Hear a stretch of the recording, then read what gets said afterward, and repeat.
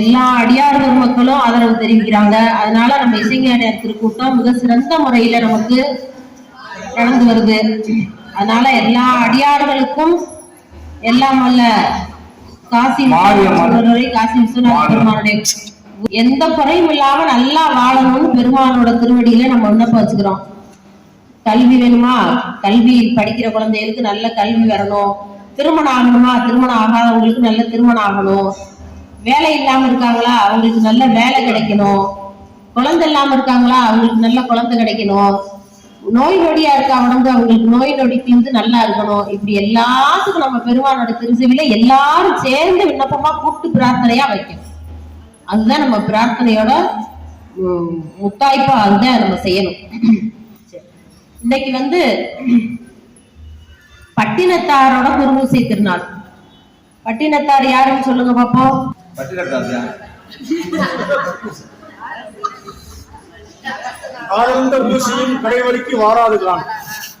பட்டினத்தார் நமக்கு திருமுறை ஆசிரியர்கள்ல ஒருத்தர். திருமுறை ஆசிரியர்கள் 27 பேர் நமக்கு. அந்த 27 பேர்ல நமக்கு பட்டினத்தாரும் ஒருவர். 11ஆம் திருமுறையில இருக்கு அவருடைய பாடல்கள்லாம். காவிரி பூம்பட்டினத்துல பிறந்தவர். அவருடைய பேர் திருவெண்காடர். திருவெண்காட்டு பெருமாள் இருக்கார்ல, சுவேதவன பெருமாள், அவருடைய பேர் தான் அவருக்கு வைக்கிறாங்க. நீண்ட காலமா குழந்தை இல்லாம இருக்கு பட்டினத்தாருக்கு. சாமி என்ன செய்யறாரு, அவரே ஒரு குழந்தையாக வந்தாருன்னு சொல்றாங்க. அவர் நேரடியா வராம ஒரு சிவாச்சாரியார் வறுமையில் இருக்காரு. அவருக்கு கனவுல இந்த இடத்துல குழந்தை இருக்கும். அந்த குழந்தைய எடுத்துட்டு போய் நீ திருவெண்காடத்தை கொடுத்துட்டு வேண்டிய பொருள் வாங்கிட்டு போன்ட்டாரு.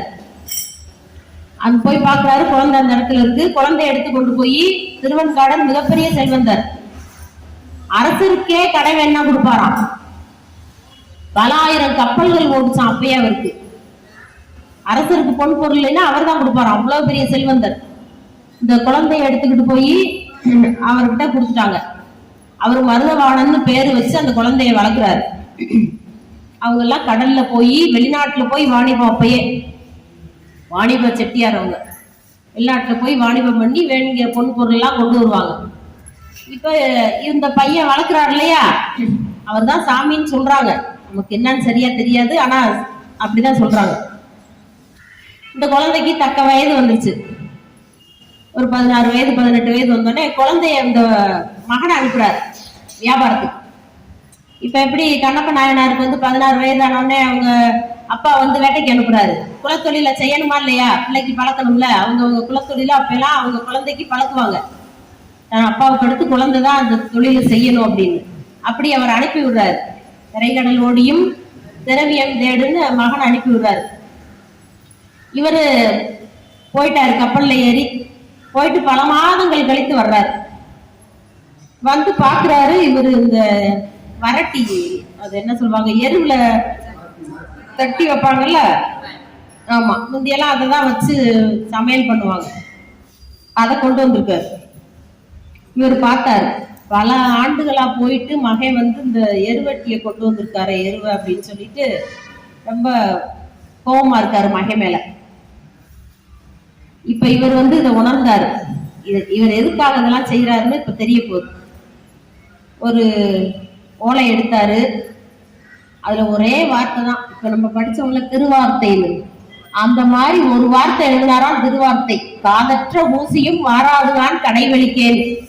இந்த ஊசியில காது இருந்தா நம்ம அதை நூல் நுழைச்சு தைக்கலாம், பயன்படும். காது இருந்து போச்சுன்னா அந்த ஊசி எதுக்கு பயன்படும்? ஒண்ணுக்கும் பயன்படாது. அந்த ஒரு ஊசி கூட உன்னோட கடைசி வெளிக்கு வராது அப்படின்னு எழுதி அப்பாட்ட கொண்டு போய் கொடுக்க சொல்லிட்டாரு. வெளிக்கு வராது. அப்ப எதுக்கு நமக்கு இவ்வளவு சொத்து?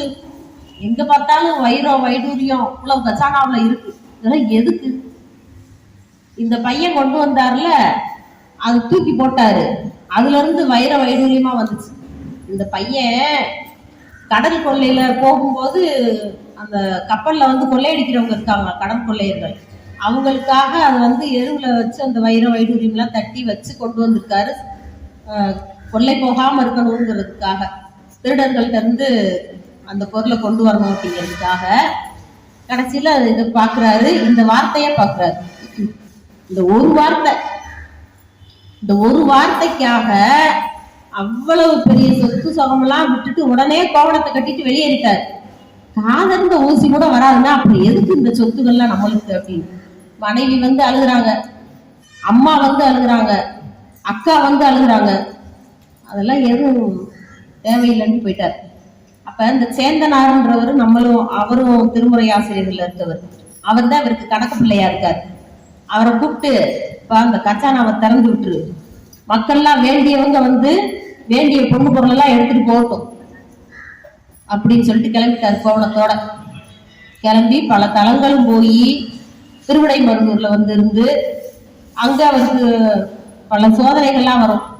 திருடிட்டு போவாங்க, இவர் வாட்டுக்கு உட்காந்து தியானத்துல இருப்பாரு. இந்த திருடைங்க வந்து இவர் களத்துல ஒரு முத்துமாலையை போட்டு போயிடுவாங்க. பகிர்ந்துட்டு இருக்கும் போது திருடிட்டு வந்து பகிரும்போது இவர் களத்துல ஒண்ணு அதை பாக்குறாங்க. இவர் தான் இதுக்கெல்லாம் காரணம்னு சொல்லி இவரை பிடிச்சு கொண்டு போய் மன்னன்கிட்ட கொடுக்குறாங்க. அந்த மன்னன் வந்து கழுவேற்ற சொல்றான். கழுவுல ஏறி உட்கார வச்சா அவர் உணர்வே இல்லை, அவர் வாட்டுக்கு இருக்காரு. கழுமரம் தான் தீப்பற்றி எரியுது. அப்புறம் பெரிய ஞானி நம்ம தான் தவறு செய்துட்டோம்னு சொல்லி மன்னன் வந்து அவரோட பாதத்துல விழுந்து வணங்கி மன்னிப்பு கேட்டு மன்னன் வந்து இவருக்கு சீடர் ஆயிடான், பத்திரகிரியார்னு. இவர் மன்னனும் ஒரு பக்கம் திருவிடை வரும்ல, இவர் ஒரு பக்கம் இருப்பாரு. அந்த மன்னன் வந்து ஒரு திருவோடு ஒரு நாயை வச்சிருப்பாரு. இவர்கிட்ட வந்து ஒருத்தர் வந்து ஒரு இது கேட்கும்போது இவர் சொல்றாரு, அந்த அந்த பக்கமா வாசல்ல ஒரு இல்லறத்தார் இருப்பாரு, அவர்கிட்ட போய் கேளு. எதுக்குன்னா திருவோடு வச்சிருக்காரா நாய் வச்சிருக்கானா, 2 வச்சிருக்கிறதுனால அவர் வந்து இல்லறத்தாராம், இவர் தான் பிறவி அப்படின்னு சொல்லி போய் கேட்க சொல்லுவாராம். அவர் வந்து அந்த திருவோட்டை நாய் மேல போட்டோன்னே நாய் இறக்கும் போது திருவோடும் உடஞ்ச போது அவருக்கு முக்தி கிடைச்சிருச்சு. யாருக்கு? இவருக்கு சீடரா வந்தவர் மன்னனுக்கு முக்தி கிடைச்சிருச்சு. அப்ப எனக்கு முக்தி இல்லையே, நான் என்ன செய்வேன்னு திருவன்காட்டு பெருமானை வேண்டும் போது இந்த கையில ஒரு கரும்பு கொடுக்குறாரு, பேக்கரும்புன்னு சொல்லுவாங்க. அது இனிக்காது.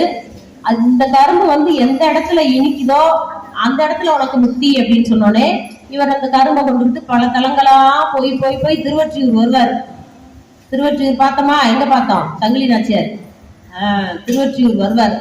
திருவொற்றியூருக்கு வந்தோடனே அந்த கரும்பு வந்து அவருக்கு இனிக்குது. சரி, இங்கேதான் நமக்கு முக்தி அப்படின்னு சொல்லிட்டு இந்த குழந்தைங்க எல்லாம் விளையாடிட்டு இருப்பாங்க. வாங்க குழந்தைகளாம் ஒடியாங்கன்னோடனே எல்லாம் குழந்தைங்களாம் வந்து தாத்தா கூப்பிட்றாருனோடனே மணல் அள்ளி கொடுப்பாரு. சீனி ஆயிடுது. சாப்பிட்டு பார்த்தோன்னே இடிக்குது. நீ தாத்தா எல்லாம் இந்த மாதிரி செய்யறாரு அற்புதமெல்லாம் அப்படின்னு சொல்லி பிள்ளைங்க எல்லாம் வந்து அவரை சுத்தி விளையாடுறாங்க. நீங்க இன்னொன்னு பண்ணுங்க, ஒரு கூடை எடுத்துட்டு வந்து என்னை மூடி வைங்கன்றாரு. கூடை எடுத்துட்டு வந்து மூடி வச்சோன்னே அங்கிட்டு இருந்து வர்றாரு. திரும்ப மூடி வைக்க சொல்றாரு, இங்கிட்டு இருந்து வர்றாரு. இப்படி கொஞ்ச நேரம் சுத்தெல்லாம் காமிச்சிட்டு திரும்ப கூடையை போட்டு எடுத்து பாக்குறாங்க, சிவலிங்கமா மாறிடுறாரு. அப்படியே அவருக்கு அந்த திருவொற்றியூர்ல அவருக்கு சமாதி இருக்கு. இப்போ போனாலும் கடற்கரையோரத்துல பட்டினத்தார் சமாதி இருக்கு. அவருடைய குருபூசை திருநாள் தான் இந்த நாள். இந்த நாள் வந்து குரு பூர்ணிமா. அவங்களோட குருநாதரை போய் கண்டு வணங்கி ஆசை பெறக்கூடிய நாள். இந்த நாள்ல தான் நம்ம ஆரம்பிச்சோம். அதனால இன்னைக்கு நமக்கு ஒரு ஆண்டு நிறைவடைஞ்சு 2ஆம் ஆண்டுல அடி எடுத்து வைக்கும்.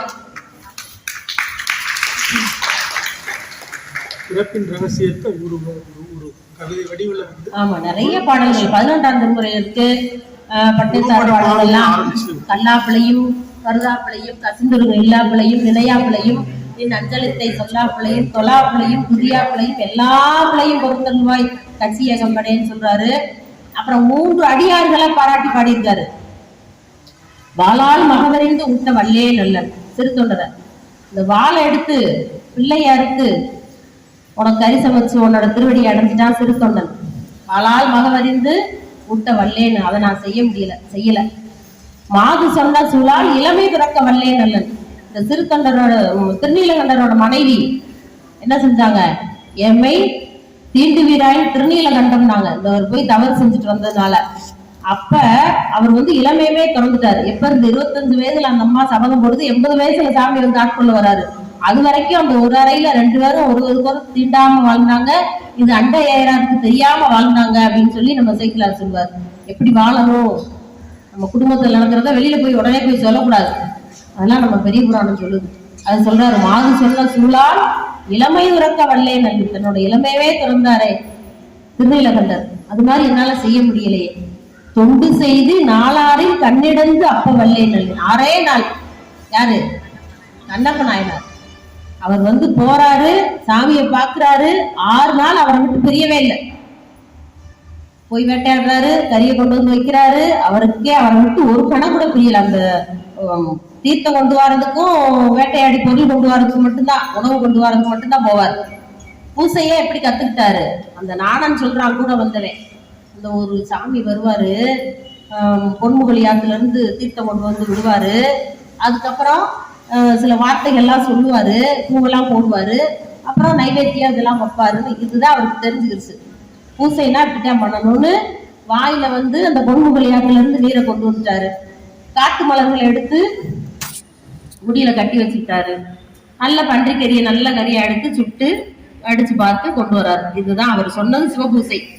இவருக்கு முடிஞ்ச சிவபூசைய அது சொல்வாரு. வாய்க்கலசம் ஊனமுதம் விருப்புற்று வேடனார் சேடறிய மெய்குளிர்ந்தங்கு அருள் பெற்று நின்றவா தொல்நோக்க மாடமோ. 2 நாயனார் தான் பேசிப்பாரு. ஒருத்தர் யாரு? சண்டேசர். தீதில்லை மாணி சிவகர்மம் சிதைத்தானை சாதியும் வேதியன் தாதைதனை தாளிரண்டும் சேதிப்ப ஈசன் திருவருளால் தேவர்கள பாதகமே சொரு பற்றினவா தொல்நோக்கம். தந்தையார் சிவபூசைக்கு வச்சு இந்த பால் குடத்தை எட்டி உதச்சாரு, பாலை வீணாக்குறாருன்னு சிவபூசையை பத்தி தெரியாம. கையில ஒரு குச்சி கடத்தது எடுத்து போட்டாரு, கோடாரியாயி 2 காலம் போச்சு அவருக்கு. இந்த 2 பேரை தான் பாடியிருக்காரு மாணிக்கவாசர். கண்ணப்ப நாயனார் பாடியிருக்காரு. இந்த 3 பேரை யாரு பாடியிருக்காருன்னா பட்டினதார் பாடியிருக்காரு. வாளால் மகவரிந்து கூட்ட வல்லே நல்லன் மாது சொன்ன சூழால் இளமை உறக்க வல்லே நல்லன் தொண்டு செய்து நாளாரில் கண்ணெடுத்து அப்பவன் 6 நாள்ல கண்ணெடுத்தப்பி உன்னை வந்து அடைஞ்சிட்டானே, நான் என்ன செஞ்சு உன்னை ஆளாக போறேன்? நான் இனி சென்று ஆளாவது எப்படியோ திருக்காலத்தி எப்பனுக்கு, அந்த திருக்காலத்தில இருக்கக்கூடிய அந்த காலத்தியப்பருக்கு நான் என்ன செஞ்சு ஆளாக போறேன் அப்படின்னு பட்டினத்தார் சொல்லி கதறி எழுகிறார். எப்படி நம்ம நாயன்மார்கள், நம்மளுடைய திருமுறை ஆசிரியர்கள், நம்மளுடைய நால்வர் பெருமக்கள், 63 நாயன்மார்கள், இவங்கதான் நமக்கு வழிகாட்டி. இவங்களோட வாழ்க்கை வரலாறுதான் இவங்க வந்து என்ன செஞ்சிருக்காங்களோ அது பாடலே சொல்றாருல. நரியை குதிரை பெரியாக்கி சாமி எப்படி வந்தாரு? குதிரையில வந்தாரு, நரிய பெரியாக்குனார் எல்லாம் சொல்றாருல. இல்லாட்டி நமக்கு எப்படி தெரியும்? தெரியாது. அதுவும் அப்பேற்பட்ட மகான் பட்டினத்தார் ஒரு சொல்லுக்காக, ஒரு வார்த்தைக்காக அவ்வளவு பொருளை திறந்துட்டு போனவர். அவருடைய குருபூசை திருநாள், இந்த நல்ல நாள் குரு பூர்ணிமா, இந்த நாள்ல வந்து நம்மளை காசி விஸ்வநாதர் நம்மளை எல்லாம் இங்க கூட்டி படிக்க வச்சிருக்காரு, உட்கார வச்சிருக்காரு. அப்ப நம்ம எவ்வளவு பெரிய புண்ணியம் பண்ணியிருக்கணும். அதான் வாயே வாழ்த்து கண்டாய், வாழ்த்தி வாழ்த்தி பாடணும். நமக்கு வாழ்த்துறதுக்கு வாய் பேச முடியாம எவ்வளவு பேர் இருக்காங்க. வாழ்த்த முடியுமா அவங்களால? இப்ப நம்மதான் பேசாத நாளெல்லாம் பிறவா நாளேன்னு சொல்றோம். அதனால அப்பேற்பட்ட நாள்ல நம்ம இந்த வாசக முற்றோதல் ஞான பெரும் வேள்வி நடத்துவதற்கு நமக்கு துணை செய்த திருவருளுக்கும் அடியார் பெருமக்களுக்கும் நன்றி சொல்லி எல்லாருக்கும் எல்லாம் கிடைக்கணும் சாமி கிட்ட. அதான் விண்ணப்பம். குருப்பாடல் பாடணுமா? இல்ல அந்த அச்சோபதியத்தை முடிச்சிருக்கோம்.